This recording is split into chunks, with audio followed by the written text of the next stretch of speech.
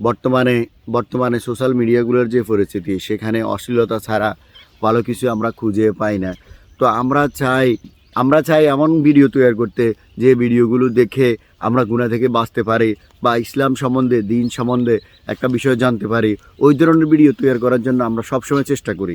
আমরা শুধু শুধু ফানি ভিডিও কখনো তৈরি করি না প্রিয় বন্ধুরা। আমরা যে কোনো একটা মোটিভ নিয়ে, যে কোনো একটা বিষয় নিয়ে, যে কোনো একটা বিষয়ের উপরে আমরা একটা ভিডিও তৈরি করি।